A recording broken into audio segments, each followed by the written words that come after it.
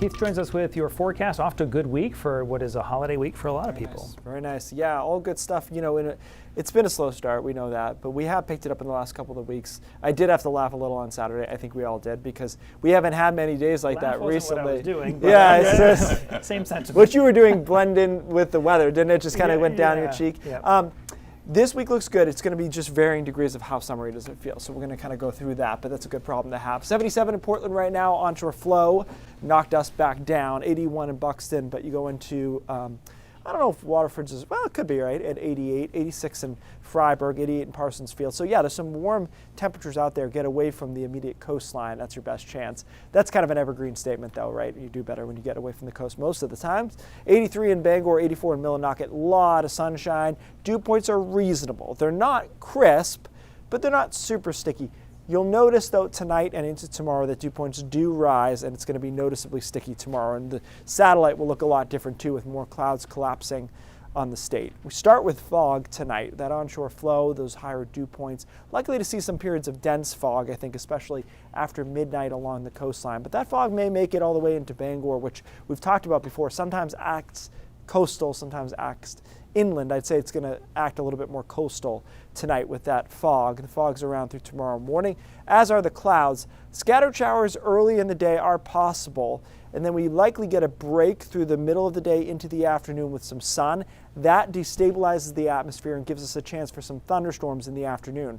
Now, this model's pretty bearish on the thunderstorms, and I think that's because it has more showers early in the day. So the more showers we see earlier in the day, the more clouds we see earlier in the day, the fewer thunderstorms we're likely to have. Still, some of them are on here 8, 9 o'clock along the coastline and inland, so we'll keep an eye on that.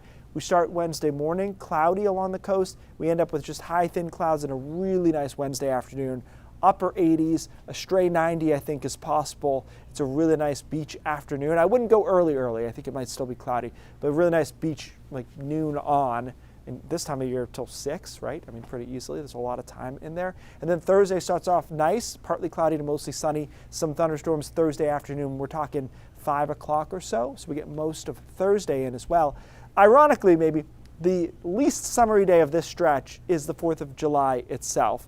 It's going to be cooler, dew points will be lower, and there'll be a chance for some afternoon showers, particularly over western Maine and perhaps into the mid-coast by the late afternoon into the early evening. Then we go back to summer warmth on Saturday. Not bad on the 4th, but I do want to point out, because of those dew points kind of plunging down and the temperatures in the mid-70s, I don't think it's going to feel like, you know, kind of peak summer stuff.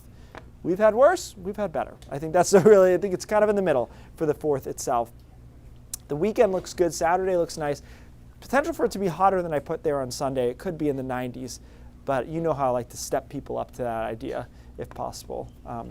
So yeah, this is, I mean, if you've got the weekend off, you've got Friday off or Thursday, the whole stretch is generally good. Yeah. Just the 4th is, to me, I said to Ryan, to me, I don't picture being like baking in the sun and like jumping into a lake necessarily. But some people will. By June standards, we'll just take cool and dry. Yeah, right. I mean, really, like, yeah, if it's, say, 75, it's doable. Yes, it's it doable. is. We'll enjoy it. Keith, thanks.